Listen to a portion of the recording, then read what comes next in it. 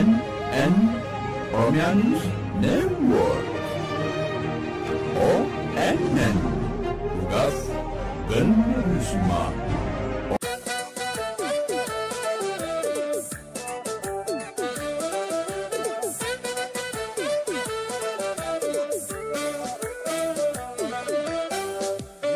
Itu kora Marii bareedaa ture isa kana kan inni jedhuuf dhimma Oromoo Mariidha. Miseensallee haa taanu malee miseensi keenya dhimma Oromoo Mariidha. Waa'ee garee Oromiyaa mari'ataa jechuudha.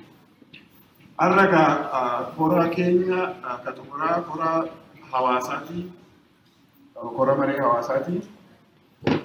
Kora Marii Hawaasaa kanarratti haala yeroo laalchisee hojii keessaa laalchisee alaaf keessatti maal gochuu qabnaa itti fufinsuma kora keenyaa kan miseensi marii irratti immoo hawaasis akka yaadanuuf kennuuf guyyaa kanarratti beellama kana qaban jechuudha.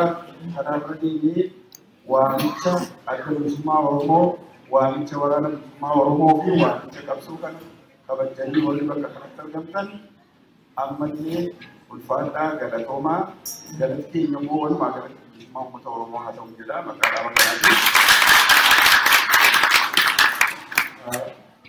Sagantaalee adda addaa wal duraa duubaa qabnaa. Ka duraa akkuma aadaa keenyaa tokko maaleffannetti walgahii adda bilisummaa Oromoo bifa fedheeruun bifa hawaasaa bifa miseensaa irratti yeroo jalqabnu jaallan keenya warra waltajjii kana dubban bakka kana dhaabbannee biyya keenya dhimma uummata keenya akka mari'annuuf warri dhiiga isaaniitiin karaa kana banye har'a baay'ee isaanii keessa jiranii isaa kana yaadachuun dirqama ta'a. Kanaaf daqiiqaa tokkoof yaadannoo mootota darban kanaa oolaa jechuudha. Achi keessatti guyyaa irraa akka addaatti jaala tokko maqaa dha'uu barbaada. Jaalli kuni barreeggaddaa waltajjii kanarra yoo dhuma kana barreeggaddaa kora sabaa barreeggaddaa kana waltajjii kanarra walitti turre maqaan isaa falmaa sabaati, maqaan qabsoo isaati. Jaalli kun dhuguma falmaadha. Garuu falmii uumamaa moo hin dandeenye akka carraa ta'ee quwwata isaatiin addunyaa kanarra nurraa boqoteera. Akka kanaatti deebii kan waliin irra sababii ta'e bilbilee yaadannoo gooneerraa garuu hawaasi keenya jaala kana falmaa sabaa yookaan Nuurattiin Adam Torontoodha jiraataa ture.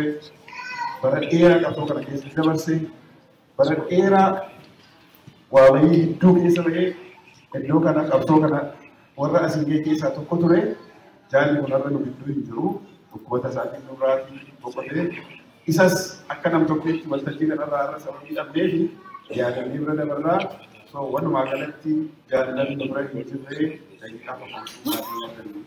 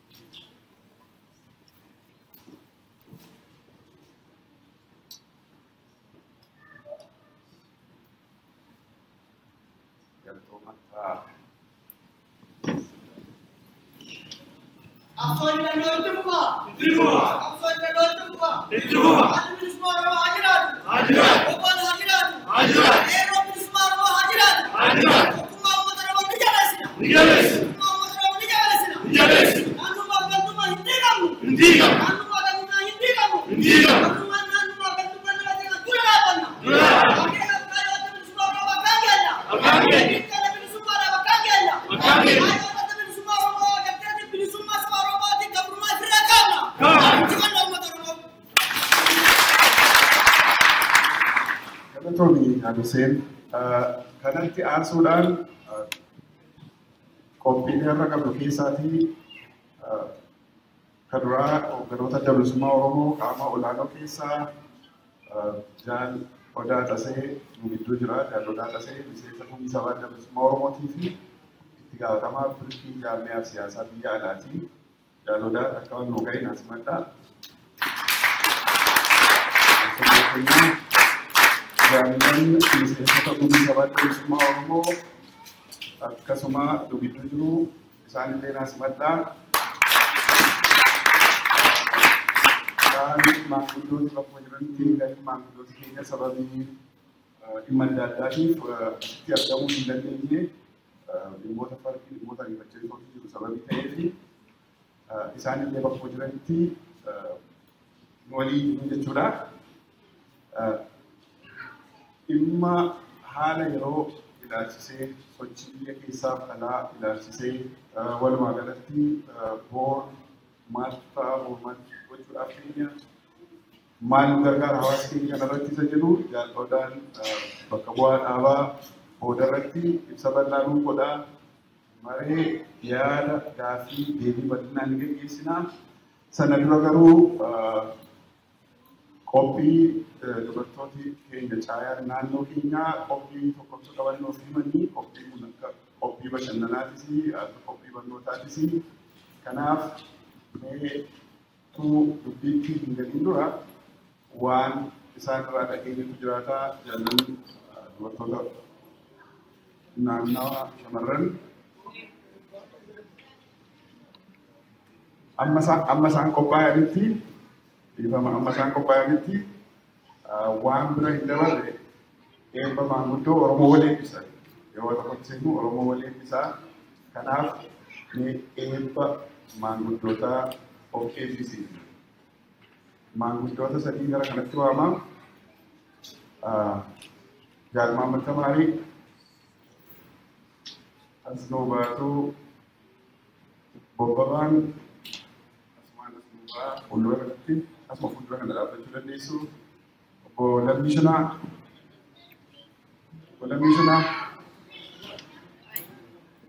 Lamishana, sudah ini apa itu?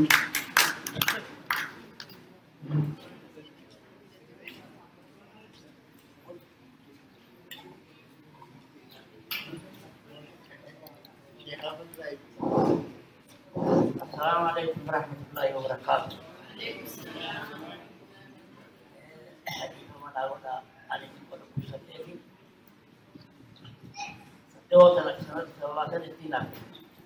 Amma alhamdulillah rabbil alamin musulman tejadian ini wayane walnyati wal Allah malak ahiwan aman kefawan ini rabbil ibidati wade gugubat salamu dihalmi bagar kina sibuke bagar adunya Oromo da akan alawa sebagai kebenaran insya-Allah. Oke, digala. Galle asal semua Oromo sini Oromo kebahagiaan. Aman ini wajib mereka pun bisa gara-gara. Rahu, wadah kisahnya ada di sana. Takum makanya aja pak. Boleh nuhadis. Ilmu sejarah ini murah boleh. Gemat tu sari nuhakan. Semua boleh nuhadis. Assalamualaikum warahmatullahi wabarakatuh.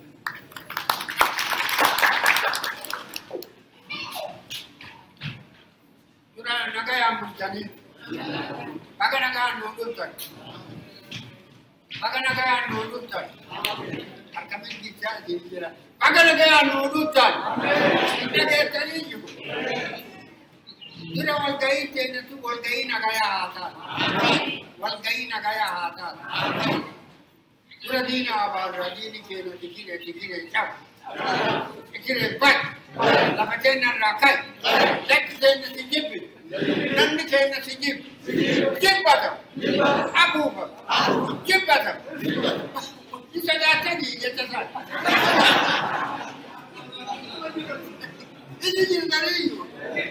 Bagi kan bukan, bagi kan. Sijip, bukan. Lama kena rapat, lama kena macam ni informasi. Lahan naman ya lagi kena nagai, kena nagai, kena nagai. Ini nami iran wasi ya, yaran iran wasi. Itu karena tu jira yaran iran wasi, yaran iran wasi, yaran mereka kena mungkin. Jika kena farman lemale, laba makale kerja farman Finfinnee falmanne yaa Rabbi nu qussi yaa Rabbi jaalala nu tolchu goonsi yaa Rabbi dhugaa ta'e nan balleessi yaa Rabbi dhugaa ta'e nan balleessi geesse nu bira dhaaban geesse ammoo xiqqeenya kanaan nu baasi nu qussi yaa Rabbi nu qussi yaa Rabbi nu gargaari yaa Rabbi mirga keenya dhaaban yaa Rabbi nu gargaari kaayoo qabna hindi bilisoona nagaa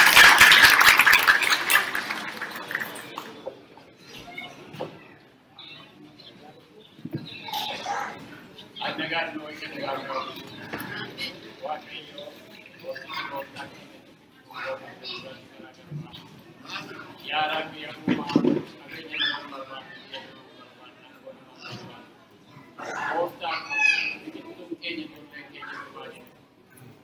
ijoollee keenya dhumaaniif biyyi keenya badaatiin akka keenyaan waggaa dhibbaaf barbaadame sabni keenya dhumaaniif eessaarraa biyya isaarraa mukaaniif namoota ollaa keenya nutti dhaqanii saba keenya qe'ee keenya isaarraa sabata keenya mukaasaa jiru maqaa investimentiin namni keenya qe'eessaarraa mukaa jiru yaa Rabbi yaa Uumaa goofticha gooftaa hin qabne qawwee diinaa humna diinaatiin irraa kaasa qawwee diinaa humna diinaatiin fashashiisa Afuura Oromoo isa ijoolleen keenyatti dhumaa jirtu afuura Oromoo isa dhangala'aa jirtuudhaan ati humna nuu ta'ee diina keenya nurraa kaasa. Hanga qulqulluu dhaabatti nuu dhaabatu, hanga raawwii dhaabatti nuu dhaabatu. Beekaan wal baratanii tan nu barsiisaa. Warri baranne baranne. Leenca qabne nu haa godhu, isarraalee nu haa godhu. Yerooleetti korma nu haa godhu. Diinni keenya haa cabu. Fikree dhaabaatu biyya keenya keessa. Lafti keenya nuuf haa deebi'u, biyyi keenya nuuf haa deebi'u, aangoon keenya nuuf haa deebi'u. Karaa kanaa hundi keessan hadaraa Waaqayyoo dhibee rakkoo kan saba keenya Oromoo waliin nyaanni naagaraa, wal nyaataaniif aadaa lagaa qooduu. Oromoo tokko haa ta'u, afaan keenya tokko haa ta'u, yaada keenya tokko haa ta'u, walitti kaan nam tokko, amantiin nam tokko. Oromiyaan qixxee keenyatti nama tokko amantiisaa kadhatee nam tokko walitti waaqa garaa isaa nuuf haa tokkummaan Oromoo haa jabaa adiin wallaan walitti nuuf haa uffannaa.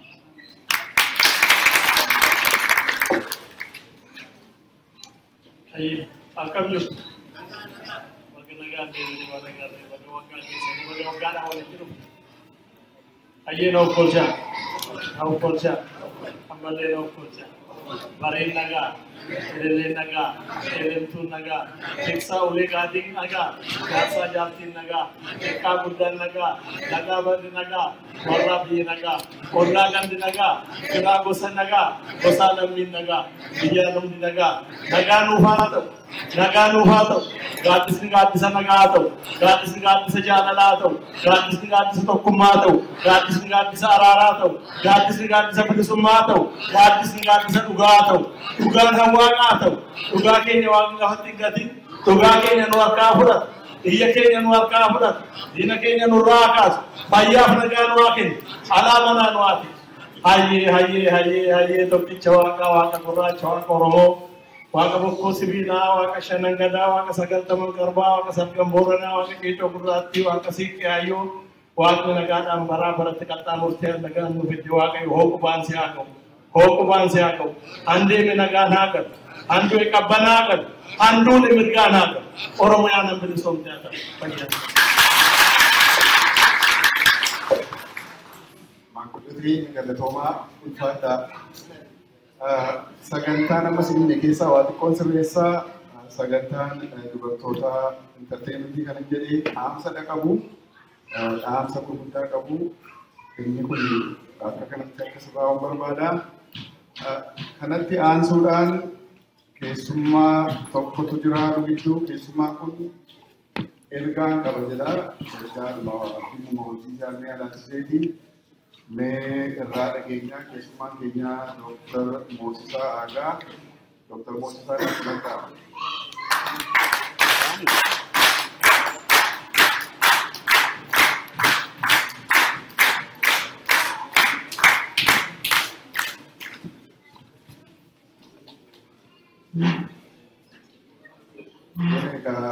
waan siniidhaa hundatti hin garuu namni waa beeku waan jedhu dhabu yoo dhaggeeffataa.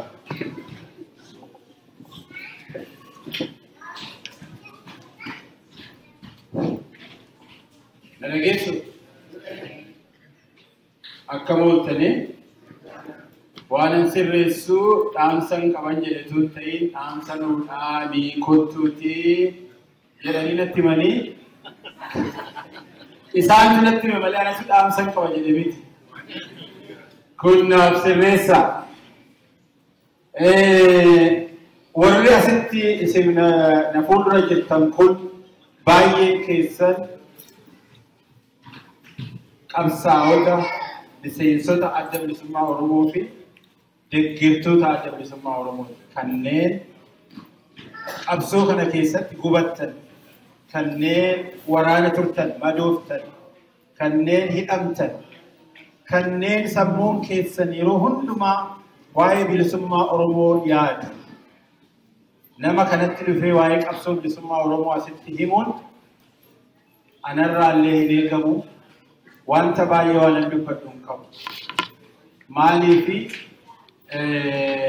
akkuma intalli haadhaa ciniinsuu barsiiste akka jedhan akka hin taane. Isin na caalaa beektu, ani isin caalaa beekee miti garuu yeroo inni natti himu dhaamsuma gabaabduu qabxishan qabsoo saba keenyaa qalbiin keenya achi jira, biyya jira. Asajira ndiyu malee qalbiin keenya uummata keenya isaa hidhamaa jiru, ajjeefamaa jiru, qeessaarraa buqqaafamaa jiru, lafti irraa fudhatamee kan godhu dhabaa jirurraa bakka sana jira qalbiin keenya. Kana gochuudhaaf immoo warra as jirru kun maal gochuu dandeenya? Maali kan nuti goonu? Hojii manaa yookaan homoon hunda keenyaaf ta'u kennuu yoo danda'e jedheetanii qabxii shanan tokkoon qabatee dhiyaate. Isaan kuni qabsoo bilisummaa saba tokkoo milkeessuudhaaf wanta murteessoo ta'an waan shan kan natti ife. Isa kanan dubbachuu barbaada. Inni tokko inni jalqabaa sammuu bilisoomsuu. Sammuu qulqulleessuu, dammaqiinsa sammuu wanti hundumti sammuurraa jalqaba akkuma beektan yoo waraana leenjisuu baattan dura sammuu leenjisuu beektu dura sammuu isaa miicu lafa waraanaa otoo miicin dura sammuu isaa bireen waash godhanii miicu. Namni sammuu isaa miicamiin tokko dhaqeellee diinatti dhukaasuu dhiisee fira isaatti galagalee dhukaasa. Kanaaf nu warri biyya alaa jirru kun sammuu keenya bilisoomsuudhaaf, sammuu uummata keenya bilisoomsuudhaaf maali kan nuti gochuu dandeenya? Wanti nu harka jiru waa hedduutu jira. Yeroo ammaa sooshaal miidiyaa irratti waraana kan hin jedhamnetu banamaa jira. Feesbuuka kana yoo ilaaltan dirree waraanaa ta'eera. Dirree waraanaa sana keessa jirtu jirra.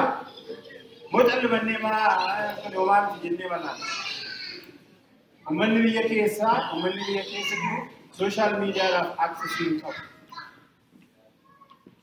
Nu warra jala jirru kun warri sanaaf aksesii qabnu irratti bobbaanee qabsoo saba kanaa difeendi gochuu, ittisa irratti gochuu, yeroo barbaachisaa ta'etti immoo offensive action fudhachuu wal quunnamsiisuu. Inni kuni wanti nuti hojjechuu dandeenyu keessaa tokko jechaadha. Uummanni keenya biyya keessaa immoo kana hundumaatiifuu carraa waan hin qabneef maas miidiyaatu isa barbaachisa jedhamee kunoo nullee Oromiyaa News Network yeroo dhiyoo kana keessatti dhaabnee miidiyaalee kan biraas dhaabamanii biyya keessatti darbaa jiru jechaadha. Kana irratti illee miidiyaa dhaabbatan kana keessumaa miidiyaa nuti amma dhaabnee fi sagalee bilisummaa Oromoo reediyoo adda addaa akkasumas tiiviilee adda addaa jiran kana tumsuudhaan ijaaruudhaan kun maaliif kana goonu sammuu bilisoomsuu sammuutu bilisoomuu qaba. Bifa aartiitiin amma kaleessa moo eeggadda warra wallisaa turan kana yoo ilaaltan waboo kumaaloree jedhamti. Isa kana bifa aartiitiin, bifa muuziqaatiin, bifa walalootiin, bifa baacootiin wanti dhiyaatu kun qaamuma sammuu bilisoomsuu kanaa jecha. Kan biraa dhaamsini asirratti waa'ee sammuu bilisoomsuu irratti dhaamuu kan inni barbaadu hoggantoota amantiitiif. Hoggantoonni manni amantii tokko mana itti waaqa ofiitti galateeffatanidha. Karaa biraa immoo karaa bakka itti sammuu bilisoomsan yookaan sammuu itti doomsan ta'e argina jechaadha akkuma isin ilaaltan. Hoggantoonni amantii keenya kan sammuu saba keenyaa bilisoomsanii uummata kana akka inni falmatu taasisan ta'uu qabu malee kan doomsan ta'uu hin qaban. Kan adoochan ta'uu hin qaban. Fakkii Maartin Luther King ta'uu qabu. Fakkii Dr. Muhammad Rashad ta'uu qabu. Fakkii Sheikh Bakri Sabaloo ta'uu qabu. Fakkii Musee ta'uu qabu. Fakkii Luba Guddinaa Tuusaa ta'uu qabu. Fakkii Mahatma Gandhi ta'uu qabu. Fakkii Desmond Tutu ta'uu qabu. Hedduutu jiru hogganoonni amantii kan dhugaadhaaf dhaabbatan. Siyaasa miti kun saba gabroome tokko, saba haqa qabu tokkoo fi dubbachuun karaa waaqaati. Karaa waaqaa kana jedhu. Waaqatti amanna yoo ta'e haqaaf dhaabbachuudha qaba. Isa kanaa fi dhaamsa kanallee waa'ee sammuu bilisoomsuu irratti ilaalchisee isa kana dhaamuu barbaadaa jechaadha. Haa ta'uti sammuun kun bilisoomee yoo hin ijaaramin fakkii kun lammaffaati. Yoo hin ijaaramin gatii hin qabu. Ijaaramuu qabna. Kunoo isin warra adda bilisummaa Oromoo keessatti ijaaramtanii jirtu. Waboo ijaarrattanii jirtu. Ijaarsa. Qeerroo ijaarrattanii jirtu. Ijaarsa. Dhaaba adda addaa keessatti ijaaramuun dirqama. Community keessatti illee ijaaramuun dirqama. Waldaa adda addaa keessatti waldaa dubartii, waldaa dargaggoo, waldaa qorannoo Oromoo, waldaa ogeessota Oromoo, waldaa adda addaa kana keessatti aboochaa keessatti illee hin ijaaramtu taanaan sa ijaarame saba xiqqaatu olii gadi si hoofa. Kanaafuu manatti galtee taa'een jedha. Isin warra dina keessa jirtaniinis ta'ee warra manaa dhaggeeffatu kanan jedhu manatti galtee taa'uun gabrummaadhaaf jilbeeffachuudha.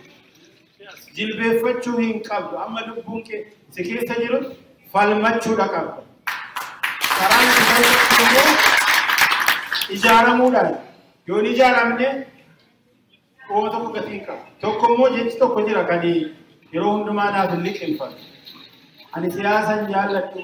Ani siyaasan barbaadu akka ani ilaalutti jaarmiyaan adda bilisummaa Oromoo jaarmiyaa siyaasaa miti, jaarmiyaa bilisummaati.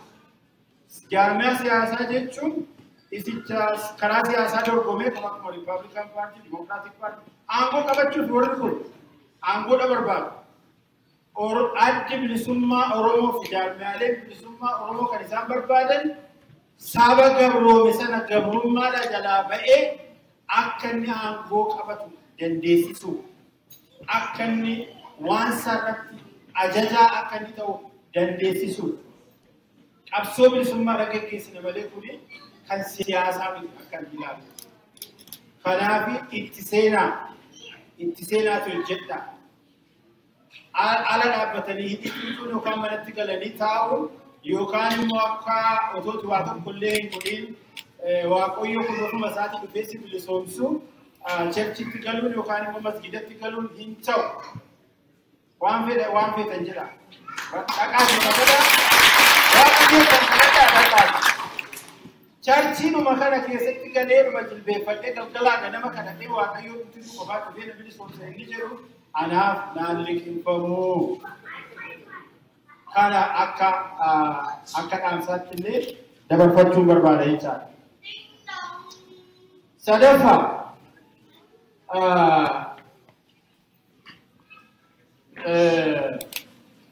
dhaadannoo tokko yaadadha bardarbii keessa. Yeenaqqa የተደራጀ የታጠቀ የህዝብ ማሬ ያሸንፋል።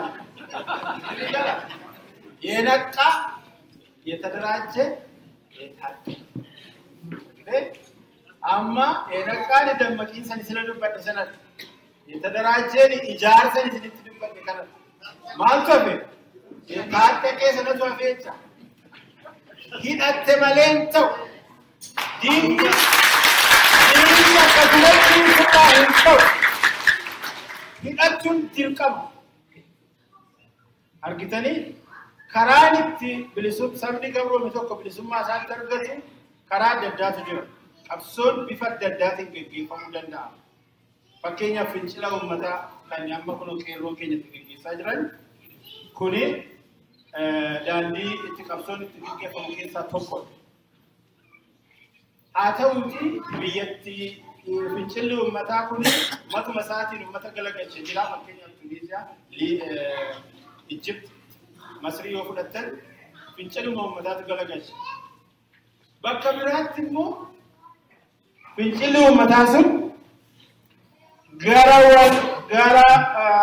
ሂዳኖት ጅራመ ሊቢያ ፈከኛ ፍደታ ፍንጭል ኡመታቲን ጀልቀበመ ወንቶት ደገረመ ሰነቦ ሂዳኖት ደገረመ ሂዳኖዳን ኩፌ መሐመድ ጋዳፊ ሲሪያ ፍደታ እንጹሙራብነ ማለ ፍንጭል ኡመታቲን ጀልቀበመ ገሩ አማውና ሂዳኖት ይገፈማለ ካን ኩን ማን ተርክሲ ፍንጭላ ሀካፍ ንዩ መለ ቄሮ ኬኛ ሀብደ ንዩ መለ ቄሮ ዱዋ ከና አከሱመት ሀርካ ሀቢቲ ጀለዳ በስቱቲ ረሳከ ጀለዳ በስቱቲ ሞቱማን ሲብራ ቡቃቲ ጀደኒ ኦኮወርሱን ይተው ይአንዶ ኦፕሬሱ በርባድ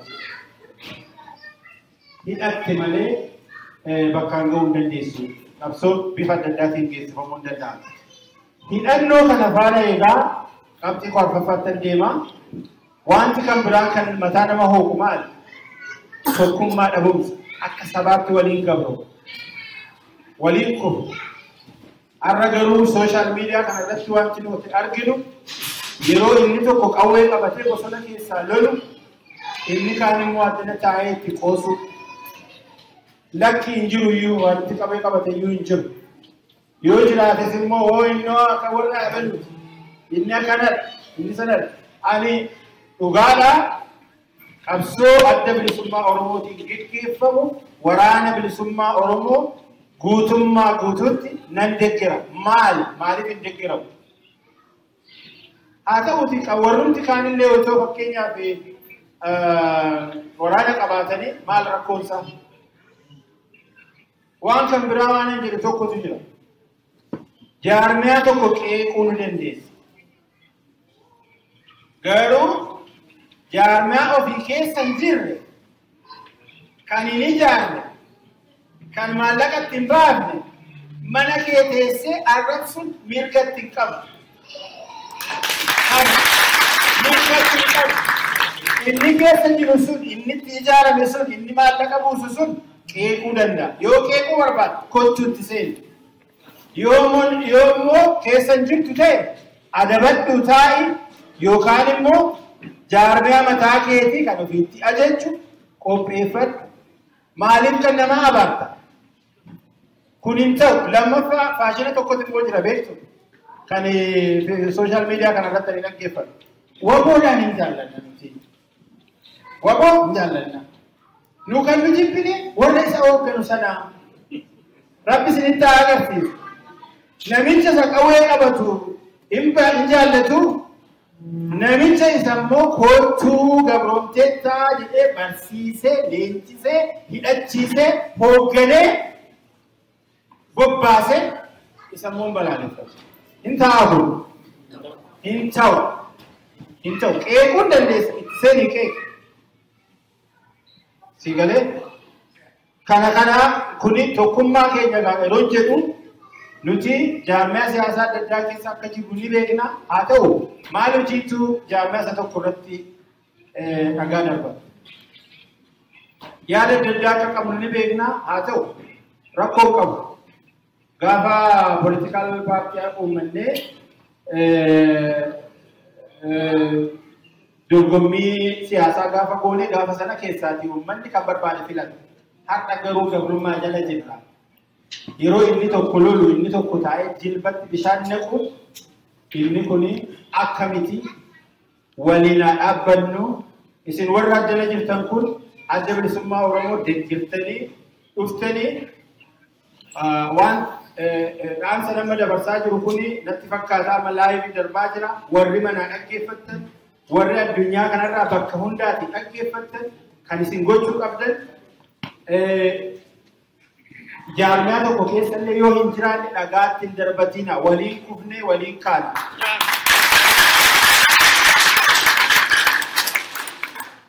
Kana inni dhumaa qabxii qoodus sadaffaan inni dhumaa waa'ee waraanaa dubbanneera. Waraanni immoo waa barbaada beektu dinagdee barbaada. Leenjii barbaada. Bakka itti leenjisan barbaada. Qawwee barbaada. Uffata barbaada. Wanta adda addaa barbaada waraanni. Sun immoo dinagdee barbaada. Waa'ee miidiyaan lasina dubbadheera. Miidiyaan illee dinagdee barbaada. Wanta hundumaatii fi dinagdee murteessaadha. Kanaafuu warra dana dhuftan kun akka kanatti fakkaatutti egaa waan dandeessan hundumaan bira dhaabbachuudhaaf kan dhufne natti fakkaata. Warri bakka biraatiin nu dhaggeeffattanillee waraana barbaaddu yoo ta'e, bilisummaa barbaaddu yoo ta'e, maallaqa keessan biyya nagaa jiraanna, biyya hojjetan jiraanna, dhugumaan nutti hirkachuu danda'a ta'a. Dhugumaa waan silaati godhachuu qabnu sila makiinaa lamatu qabaachuu nurra jiru tokkittiidhaan oofna ta'a. Wanti tokko nurratti garuu biyya nagaa keessa, biyya badhaadhinni keessa jiru keessa waan jiraannuuf yooma waan fedhe nutti hanqatillee dinagdeedhaan qabsoo kana bira haa dhaabbannu. Ammini 1 2 3 4 5 jedhee isinii hime kun hundisaa wanti nuti addana teenyee dalaguu dandeenyudha. Hojii manaa isinii kennuudhaaf kan jedhuun kana dubbadhe waan na dhaggeeffattaniif galatooma.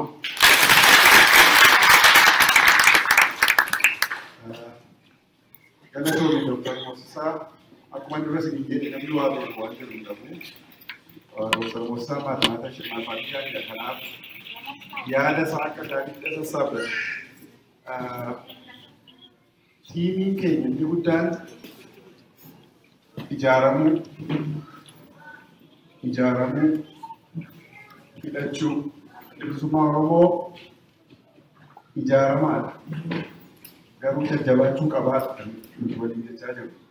Akka adda bilisummaa Oromootti iyyuu caasaa dheeraa, caasaa bal'aa kan komaandi godhu jiru biyya naannoo gaafa Afrikaa keessa.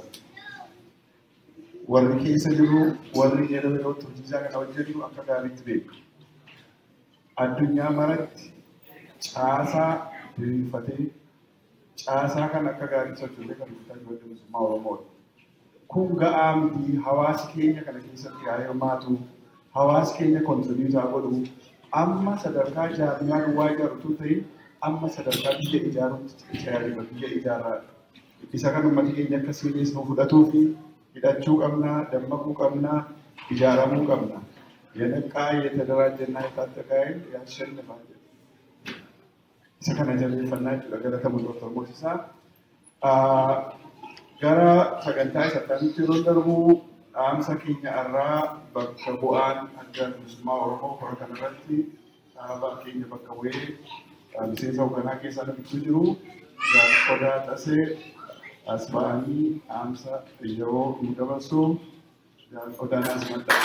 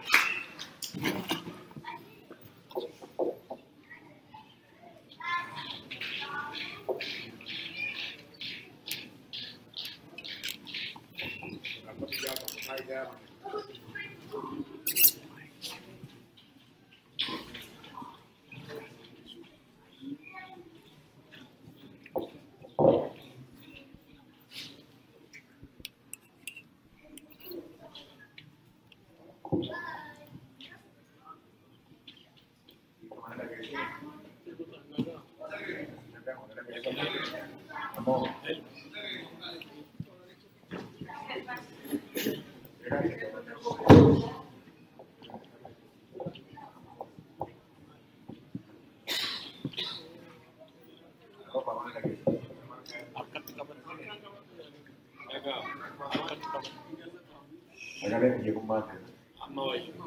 Bare. Itu bara toma. Kotaya, koraba juga karena ada ketemuan lah. Apa sudah berbagi. Untuk aku, walaupun ada udah susah itu. Ega, tusse jalan kopi karena kopi segera lupa sudah berbagi. Yang jenis kan, yo warna itu dah mendarat lagi sedih lagi lah. Hari ini asal kamu kisah itu tuan itu berbagi. Agama maka kiyaki maka untuk kita semua orang mutim, wah ikut akan itu berbagi. Orang terima saja. Sadarkan zaman terlebih dahulu, sadarkan juga, sadarkan kita, sadarkan abdi semua orang muda, abdi semua orang muda, dan jauh indah di kehidupan Indonesia, sena kehidupan kita semua bukan berbeda. Ega, abdi semua orang muda karena abdi semua orang muda ini kehidupan ini, Korea Afraparati sagantaa baafata. Sagantaa kana keessa inni guddaan waraanaan bifaa fi aayinaan cimanii argamu. Inni biraan immoo kanaaf immoo waan kana kami godhe. Achi waan gootan bareeda. Ega waraanaan inni guddaan sadarkaa guddaatti xiyyeeffanne waraanaa kaan jaarmaya akkuma immoo waan sadeen isaan afaan Amaaraatiin tuqan kana keessatti inni guddaan nuti xiyyeeffanne Oromoon heddumina qabdi miliyoona hanganaa jenneetti dhaadachuu qofa osoo hin ta'in heddumina keenya karaa humnatti jijjiiruu qabnaa kan yeroo irratti xiyyeeffanne. Inni kaan fincila diddaa gabrummaa. Qawween karaa tokko jaarmaya siyaasaan karaa lammaffaati. Sadaffaan immoo mootummattiin sanii uummata keenya akka barbaaddetti bulchuu akka hin dandeenye. Naannoo san hanga barna wal godhuu irratti xiyyeeffanne jechuudha. Kana jechuun maali? Galiin isaa Oromoon yoo mirga ishee argate malee, Oromoon yoo bilisoomte malee biyyattii san dhiisiitii gaanfummaan Afrikaatu nagaa argachuu akka hin dandeenye agarsiisudha jechuudha. Egaa waan sadeen kanaan kaa'amu jechuudha. Kana keessaa karaa waraanaatiin akkuma beektanitti yookiin dhageessanitti gaaga'ama hedduutu nurratti. Galiin kan diinaan hojjetame sun eegamaadhaa waan beekamu galiin kanuma keessaan irratti hojjetamedha. Waraanni keenya ijaarrannee olii gad deemuudhaan Oromoon waan qaban irraa maaliif isaanii afaan qabanii waan kanan qabu kanneen waraana ijaaramne hiriiraan wayyaanitti yeroo baru teenyee yeroo booyaa turre keessa dabarre jechuudha. Seenaa tokko.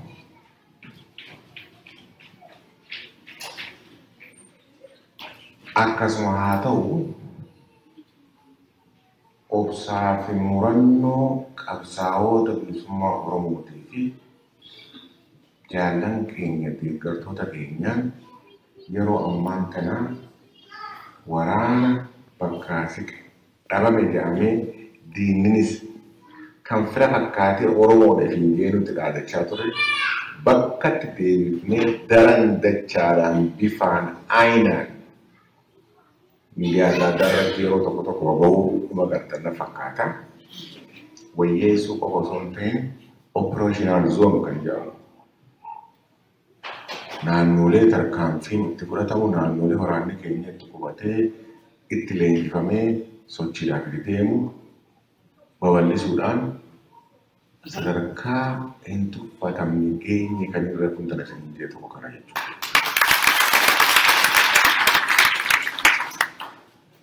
Egaa karaa waraanaatiin kan jira. Kana malees boodettiin dhufaa yeroo fincila diddaa gabrummaadhaa dubbannu ittisni biyyaa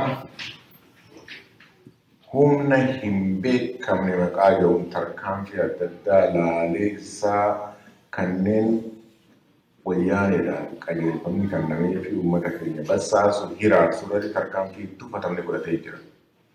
Egaa kana keessatti adda bilisummaa Oromoodhaa reetoo isaan irratti unoo nam tokko asii ajjeefne gahaa nam tokko asii ajjeefne jeetuma dubbataa kan jiru jechuudha ture.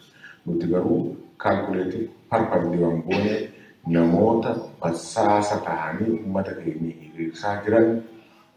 hiraarsaa jiran karaa raamessuudhaan fincila diddaa gabrummaadhaaf karaa xara fuudha ture jechuudha. Warri hin beekne waa meeqa jaamne ammallee Facebook irratti jiran. Egaa karaa waraanaatiin kan karaa jaarmaa fi siyaasaa akkasumas immoo dippiloomaasiidhaan hamma dandeenyee dhaabota mirga dhala namaatiif falman bira dabarree mootummaalee adda addaa ulaatu danda'uudhaan keessaafuu yeroo kan paarlamentiin murtiilee ciccimoo sadarkaa wayyaanee irratti dabarsitu geenyee jirra. Kan biroo suuraa dhadhaawatuma jirra. Garuu interest waan ja'aniitu jira. Hanga ati gartee humna taatee humna abdachiisaa taatee ifin agarsiisinitti mootummooleen adda addaa osuma beekanuu haqallee qabaachuu ta'e osuma beekanuu intarestii isaaniitiif gara diinatiif ciilleeffachuun nama jira jechuudha. Egaa kana jijjiiruudhaaf humna ta'uu keenya agarsiisuu irratti hojjechaa jira jechuudha. Itoophiyaa yeroo jedhamu Oromiyaan sadarkaa duratti dirree kubbaa abbaan fedheef taphatu osoo hin ta'in mata dureedhaan uummata beekame biyya dhaabuudhaa fi biyyee fi illee bulchuudhaaf dandeettii uummata qabu ta'uu isaa garsiisuudhaaf tattaafachaa jirra. Kanaas garsiisaa jirra amma tokko jechuudha. Egaa akkuma reefu jedhetti humna keenya guddina keenya gara humna jijjiiruu akkuma jedhetti inni yeroo 2005tti fincila diddaa gabrummaadhaa kana labsinu adeemsa keessatti tarkaanfiin adda addaa fudhatamtee wanni barannee hedduutu jira. Dhawamuunis nima jirti. Haa ta'u malee kana keessaa wanni jiratti xiyyeeffanne tokko mooraa qabsoo Oromoodhaa jabeessuu kan jiru ture jechuudha.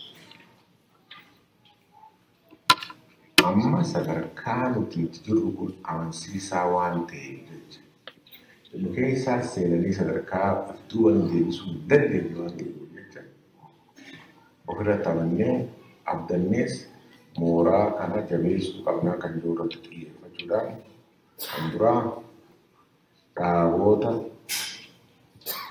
siyaasaan illee fakkii tokko waliin qabu kanneen nu keessaa babba'an dubbisuu jalqabne jechuudha.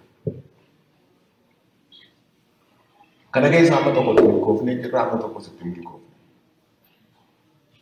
Egaa adda bilisummaa Oromoodhaa fulaan cufaadhaa naman barbaadu aangoo maarree kan jiru kana adda bilisummaa Oromoodhaa hojiin akka sirrii hin taane agarsiisuu qabnaa kan jirurraan jaallan qaama ta'umsaa jedhanii achi ba'an koree yeroodhaa jedhanii achi ba'an gurmuu qabsaawotaa jedhanii achi ba'an wajjin haasofne awwaan goonni sun wanni barbaadu uummanni keenya bilisoomudha.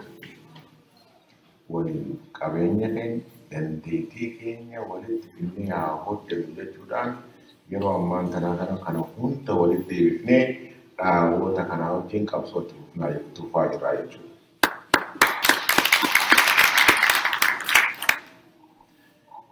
Egaa kan hafan isin dura wanni isin gaddisiisu osuma wajji haasofnu kalamaa sadi ta'ee nuti deebullee numa jira. Dhugaa walii mooyyaan masakka islamiyaa. Osuma wajji haasofnu lama taane yaanii faa dhufu.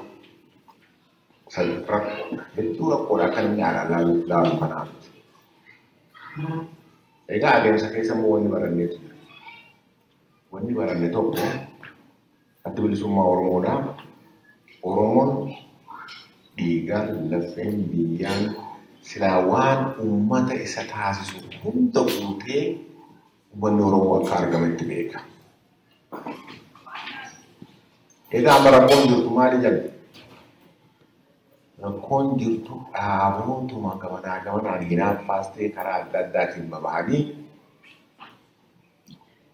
akka waan Oromoo hunda bakka bu'anitti akka yoo isaanii wajjin walii galame malatti Oromoon hin bilisoomne wayitti akka waan isaan kaardii isaan buqqaafatan kuni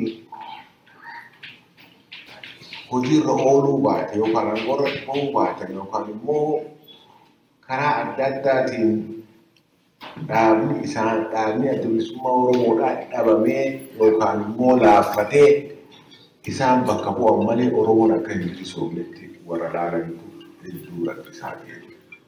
Egaa wanni baranne achi keessa rakkoon bakki jirtu dhaaboota jedhanii warra babalii deeman keessa malee Oromoo keessa Oromoon Oromummaa isaatiin mataa ol qabatee yeroo itti deemu amma deemaas jiraas. Egaa sanis ni dhiifnee irrumatti hojjechaa jirraa kan biroo dhiisitti kan kaayyoodhaanillee waliin fakkaanne warra akka ODF wajjin haasaa jiran. Egaa tarii miseensonni keenya gurguddoon kan dagalanuu jira. Uummanni illee keessa kan dagalanuu jira. Kaayyoon keessan tokkotti maaluma abbootii yeroo keessan balleessan kan jaalesuma jira jechuudha. Haa ta'u malee hojii keenya hagee maalirra walii galcha. Uummata keenyaaf waa godhuu dandeenya. Silaa kaayyoon galiin keenya tokkoo miti.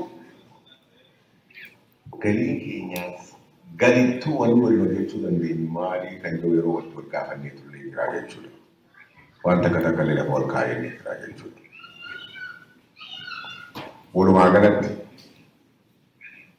adda bilisummaa Oromoodhaa waan hojjetu waan silaa godhaa jiru himachuu dhabuudhaan yakkamu malee hojjechuu dhabuudhaan yakkamuu hin danda'u.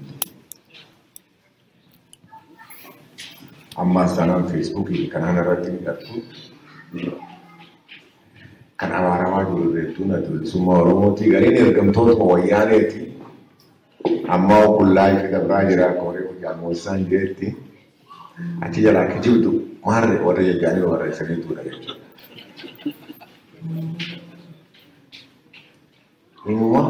Waan hin hojjennetti abbaa hedduudhaaf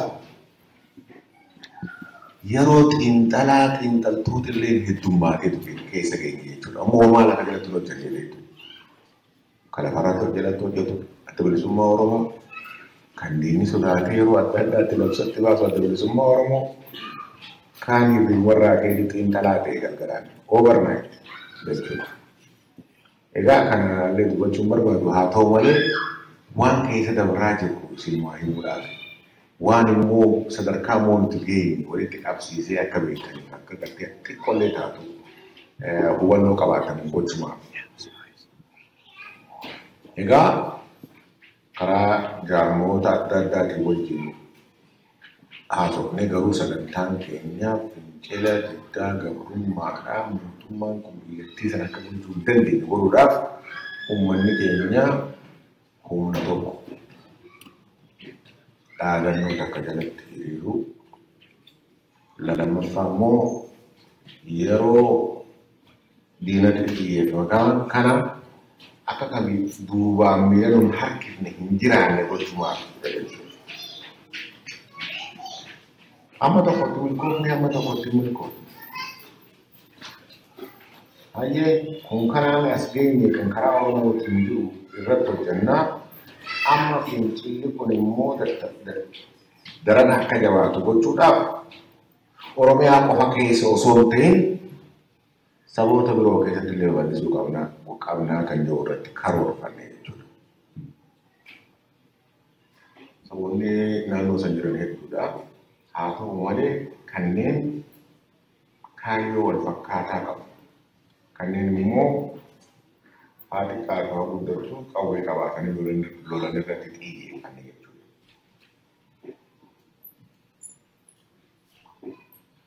Tokko akka isaanis falmaan uummata Oromoodhaa haqa isaanii sarbuu osoo hin ta'in haqa ofii dhiyeeffachuu qofaa akka ta'e uummata isaanii akka barsiisan. Lammaffaa immoo fincilli biyya san keessatti deemaa jiru Oromoo qofa osoo hin ta'in isaanis bilisoomsuu akka danda'u uummata isaaniitiif akka himan. Danda'an bira dhaabbatan dadhaban immoo dhagaatti akka hin darbine taasisu ture jechuudha. Haa ta'u malee sagantaan hamma xiqqaadhaan jalqabame kan guddatee biyyattii san harka 67 akka hammatutti ta'e jechuudha. Beenishaangul, Sidaama, Gaambeella, Ogaadee wajjin tumsa waliin tolfachuu qofa osoo hin ta'in joint military exercise jalqabuudhaan 67% of the land uummata heddumina uummataanis already dhaaboonni kunii akka bilisoomanitti lakkaa'uudhaan irratti hojjechaa jiru jechuudha. Kuni yeroo fincilli diddaa gabrummaadhaa kun jajjabaachaa dhufetti keessaafuu yeroo fincilli kun karaa xumura gabrummaatti tarkaanfachaa dhufe keessatti dhaamsa miidiyaalee adda addaatti dhaaboonni kun uummata isaaniitiif labsaa turan karaa adda addaatiinis immoo isaanis fincila kakaasuudhaaf tattaaffiin isaan godhaa turan sila argaa jirtu kan hin barbaadu haa ta'u malee gargaarsuma nuuf ta'e jechuudha. Wayyaanee waan qabdu waan dhiiftu addaan wallaante sadarkaa labsa hatattamaa fa'aa labsuudhaa geesse. Kungaa waliin reefu isinii himi humna hin beekamne jedhamee tarkaanfii bakka adda addaatti fudhataa ture san wajjin. Tarkaanfiin suni security wayyaaneedhaa gurguddoo irratti kan fudhatameedha. Kaan gartee kan diriiraa fi sodaachisaan keessa hambifamee osoo lakkaa'aman jechuudha. Ijoolleen teenya with minimum sacrifice gaadama xiqqaadhaan biyyattii san keessatti akka barbaadde burraaqaa ABO'tiin bulchaa. Mirgi keenya eegamuu qaba jettee baatee garsi humna ta'uu isii uummanni Oromootiif gaafiin isaa gaafiin mirgaa, gaafiin lafaa, gaafii Oromummaa akka taate magaalaa tokko sadii keessa osoo hin ta'in Oromiyaa guutuu keessatti garsiisuu dandeesse. Kun qabsoo Oromootii fi walumaa galatti uummata Oromootiif injifannoo guddaa ture jechuudha. Egaa akkuma reefu jetti waa hedduu waan hin himanneef jecha waa hedduus immoo waan gartee nuti kaalkuleet herreynee gaaga'ama isaatii fi fafaa yookaan immoo bu'aa isaa gamana laallee hojjennuuf jecha waan nuti irraaf qusanne waan hojjetamu ifiin yaamuun jalqabame jechuudha kana keessatti. Akkuma reefu jetti kaan asii xiinxalaa warra waan takka quban qabu warra hirriibuma irraa ka'ee xiinxalaa. Osuma xiinxalanuutu boodammoo wanni isin ajaa'ibu xiinxaltootaatiin dhufe.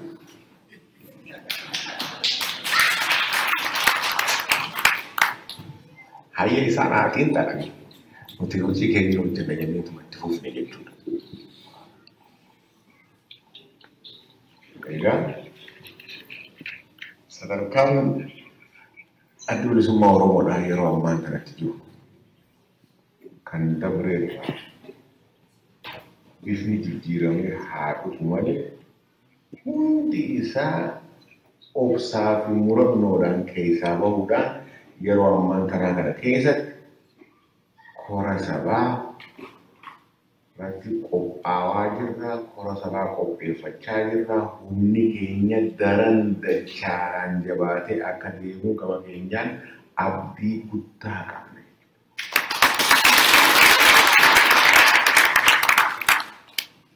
Kan falfalu soo falfaluu kan maal jedhan jettan sana jecha tokko jira beekte kan ta'e akkasii tana dubbiin garuu wanni ta'u ifaan ifatti bashaqqeessatti wanni isinii himuu kanneen karaa paartookitiin isin argaa jiran yookaan immoo feesbuukidhaan isin argaa jiran kanneen birootiinis isinii miti immoo sabboonota hin baanu adda bilisummaa Oromootii fi qabsoon bilisummaa Oromoodhaa sadarkaa abbaan fedhe dachaasuu hin dandeenye geessee jirti.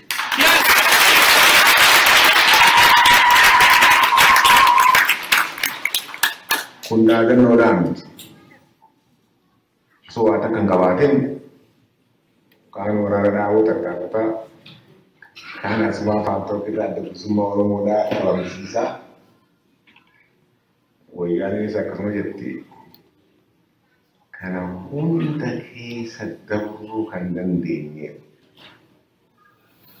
Hogganttota muratu kabatin waktu itu misalnya so observe murano dan apa karena berat dhaabbatan qabaachuu qofa osoo hin ta'in deeggartoota sabboontoota ilmaan Oromootiin akka ta'e adda bilisummaa Oromoodhaa guutuutti jiru.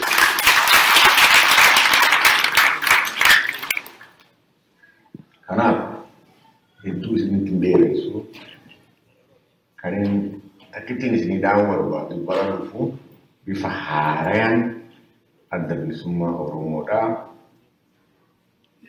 humnaawee jabaatee biyya keessatti sadarkaa amma irra jiru daran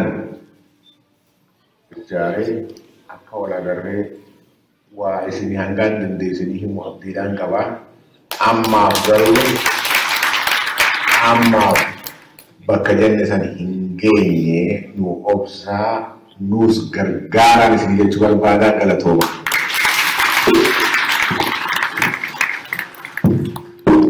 Jaalala iddoo galatoomii egaa dhaamsa isheedhumaa sana qalbeeffataniitu jedhee yaada bakka amma geenyirraa tarkaanfiisa murteessaatti achi tarkaanfachuudhaaf nu gargaaraadha.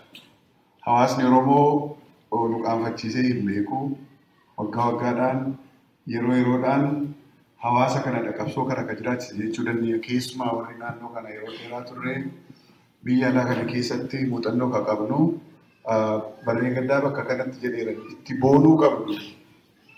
Kiisha keessanii baaftanii mootummaa World Bank, IMF, European Union biliyoonaan fudhatee nu lolaa jiru 1,200 walitti buufannee mootummaa ammas nu lolaa jirra. Oromootu mo'aa jira. Isa kanatti boonuu qabdu. Inni kun itti fufa. Inni kun itti fufa. Inni kun harka hunda keenyaa jira. Ammas taanaan kiishuma keenya kanaa baafnee warra World Bankiidhaan deeggaramee nu lolu ni injifanna. Isa kana argaa jirra. Waggaa kana keessa waan hedduutu ta'e beektu erga barreen gaddaa asitti wal agarree kora barreen gaddaa asitti kora godhannee baatii 2 booda masaakariin bishooftuu kan inni ta'e. Sana boodas kan ta'e hoogganoota hayyoota Oromoo kan jaarmiyaa biraallee haa ta'an kan isaan hidhanii hiraarsan hiubileet gochuudhaaf harka hidhaniitu televezyiiniitti mul'isu. Hoggantoota keenya, hayyoota keenya. Kun dhimma jaarmiyaa duwwaa dhimma Oromummaati. Kun nama tuffachuudha, Oromoo himuleetii gochuudhaafidha. Kanaaf nu dhukkuba. Dhalli Oromoo, beekaan Oromoo tokko akka kanatti yeroo himuleetii ta'u nu dhukkuba. Inni kun xiiqii nutti horuu qaba, qabsoon galma isaa ga'uu qaba. Kanaaf jaal odaan nu gargaaraa jedhaa. Gama sanatti ce'aa jirra. Jaalodhaan mallee galatoomii galata keebisummaa ta'uu jedhaa. Gaaffii deebii waan sagantaa jaalodaa bakka lamatti kunneen dhiyeessinaa ibsa kanatti kan booda irratti aanee mariitti deebina. Gaaffiin hedduun yaada hedduun akka ka'u ni beekna. Jaalli sammasitti qophaa'aa. Kanaaf sana gidduutti sagantaalee biraa galchinaa. Jaalodhaan galatoomii amma.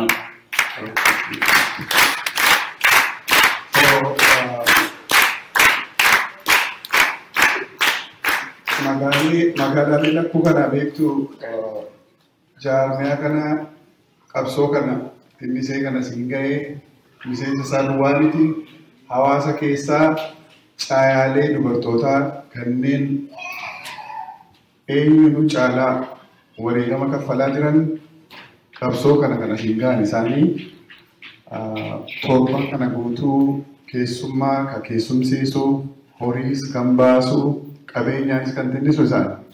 So waan xiqqii hojjechaa jiru. Amma isaan keessaa sagantaan gumaataatu hin jalqabiinii dhaamsa qabna jedhu jaallan 3 yookaan 4 asbaanii waan nu dhaaman qabu. TV jaalsaamiyaa gama waltajjii kanatti nafeeraa jaalsaamiyaa TV kee waliin asnaa simadhaa.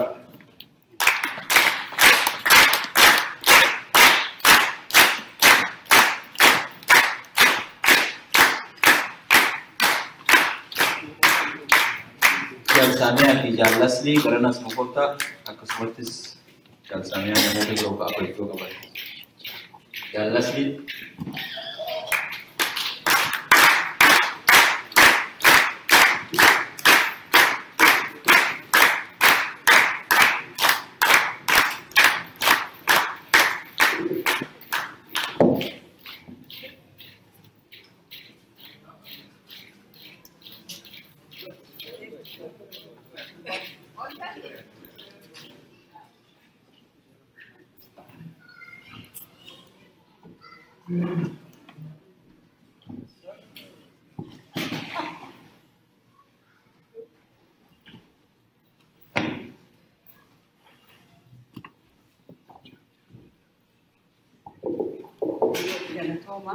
duraan jaallasli dura dabree haasa'uun barbaadu akka isiin jalqabduun fedha.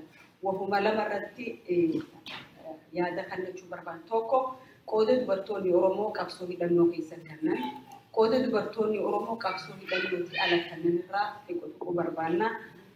Jaalatti jaallasliin jalqaba qabsoo hidhannoo keessatti dubartoonni Oromoo qooda akkam kennaa turan har'a homaa kennaa jiran.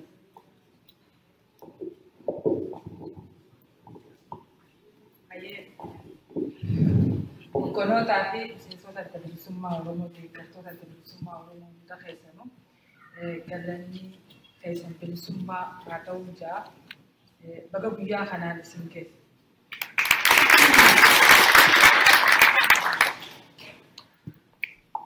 Dhugaadha sabaan gabroonne gabrummaan dubartii Oromoo immoo dachaadha.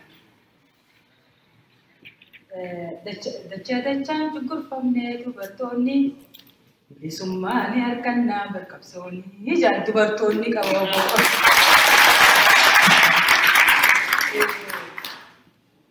Hedduu dubartoota Oromoo galatoomaa warri illaa fuudhee mana diinaa keessaa illaa fuudhee dirree lolaa keessaa illaa fuudhee nu keessa jiran isin keessa jiran. Qooda guddaa dubartiin Oromoo qabdi. Qananiirraa kaasee, saartuurraa kaasee hanga jiyootitti qooda guddaa qaban. Jala keenya maaliif dubartiin qabsoo keessatti maaliif dubartiin akkana kutattee loltii jettanii yeroo takka if gaafachuu qabda. Tajaajila dhabdu dubartii. tasafara raabukasani godaantu dubarti tobballeessa raajjeesan dubarti telma raajjeesan dubarti melala tamana keessaahis waan diinni godhe aaratti bohu dubartiin Oromoo kanaatu qabsoo kanarratti isii cimsa tanaan kutattee waan takka gahurraan isii barbaachisa dubartiin Oromoo qooda qabsoo keessatti meeqsiif irti daggala keessatti osoo waa takka hin qabne qabsoo tana keessa osoo gamana kana ollaa jiran jedhe gamana ollaa jiran jedhe fuuldura kiyya ollaa jiran jedhe uumama rabbiin nuu kennee wajjin akka dhiira kofoo uffadhee hidhannoo hidhadhee yeroon deemu guyyaa oowwaa deemuu hin danda'u halkan qabbanaa'uu hin danda'u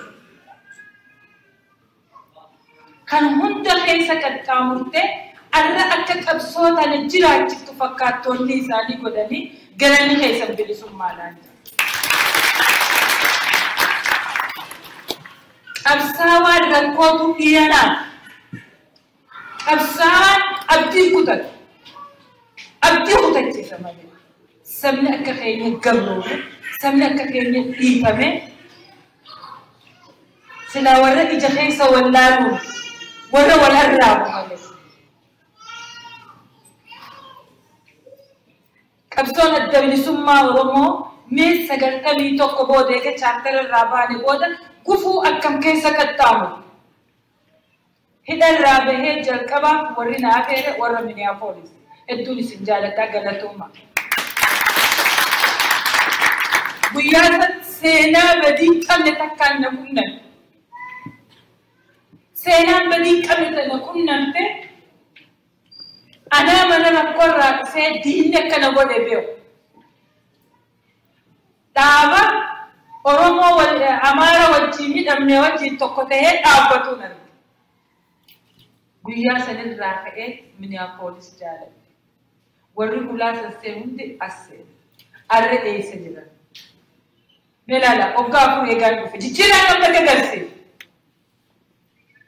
dhugaan bakka jirti warri nu arrabsanis dhugaan ni jirtii jedhan asli jibbineen ni taasise Então, kaayoo sanitti eega amanan asli jibbineen kaayoo dheessuu então kaayoon bilisummaan nu eeyyu ammoo takkitti tana qofaa beeka kaayoon tuqaan qabne gaafa Afrikaatiif furmaata qabdu kaayoo adda bilisummaa Oromoo taate tuuta jalaa laafaa itti eenyu jabeeffate irraa dheeyseeti moo Dahaat darbeeti moo maaliin jabeef gaafii mataa keessan tokko wal gaafattan adda bilisummaa Oromoo dhumaatti ilmaan keenyaa nuuti gaddaafaan dillisan qawween Tigree darteessan silaa guyyaa san hangas takka duraan lafa jiraate meeqa ajjeef Tigreen diinii karaa Booranaatiin galteessan eenyutu laaffisedee dhaabni kun Kalluunni bishaan keessaa gisee bahu jiraachuu danda'a? Hin danda'u. Rabbi sodaadhaa. Biyyi teenya gubataa jirti. Biyyi teenya bifa addaatti deebi'aa jirti. Ilmaan keenya dhumaa jira. Sabummaan keenya dhabamaa jira. Duguggaa shanyiin nurra gaggeeffamaa jira. Jaaladhaan dhugaa baala. Nuti warri diinni ergateefi warra diinni ergee dogongorsiise biyya abbaa isaa Tigraay ilfee naakanna Tigraay ilfee maal naakanna Finfinneen biyya abbaa biyyaati kibbarraa dhufee naakannuu danda'a qeeti anaatu isaa ergisee barbaachisaa intala abbaa biyyaa ana yeroo gabaabduu addi bilisummaa Oromoo Sanunda keessa mulluqee kutee arra kaabaa kibbaa tuulama keessaa geeraraa jira jaalatanii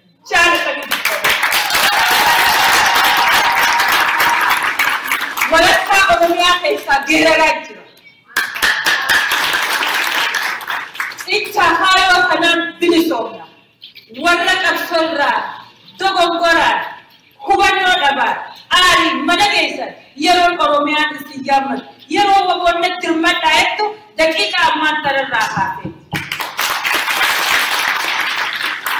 Kanaaf qabsaawwan abdiin kutatu gumaa irreechaa ni baafna. Gumaa irreechaa gumaatiin baha. Oromiyaan ni bilisoomti. Ni bilisoomti. Dhiigaan maanisiitiin bilisoomti. Abdiin kutannu. Kutannu. Gattuu fi ayyaalalattuuf abdiin kutannu.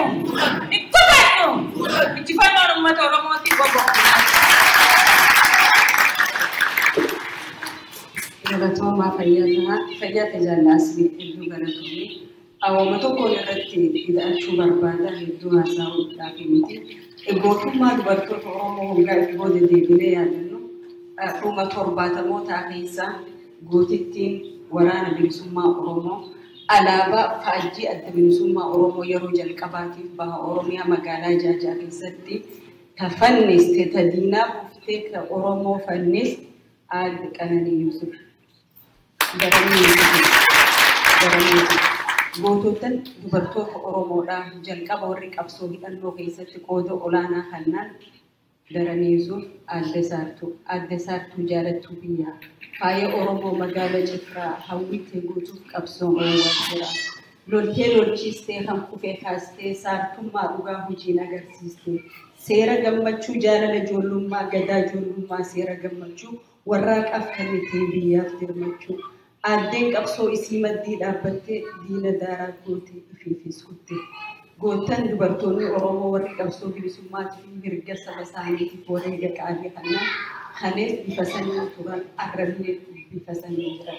Daandii isaan dhiigaan taraaran xurree isaan lafee isaaniitiin taraaransan irra deemnee galii isaan wareegamaniif san galmaan gahuun dirqama. Jalqaba 80mootaa gaafa magaalaa Jabuuti turre haawwan keenya bifa adda addaatiin waan hedduu godhanii warri arra lubbuun keessa jiranii fi warri addunyaa irraa galanis wanni isaan nu barsiisan akka mirga Oromummaatii fi kaayoo Oromootiif dhaabbannu kaayoo Oromoo gaa'ennu kaayoo gadii qabsoo bilisummaa Oromoo Oromiyaa abbaa biyyaa godhu Oromoo afaan qawweetiin cabsa.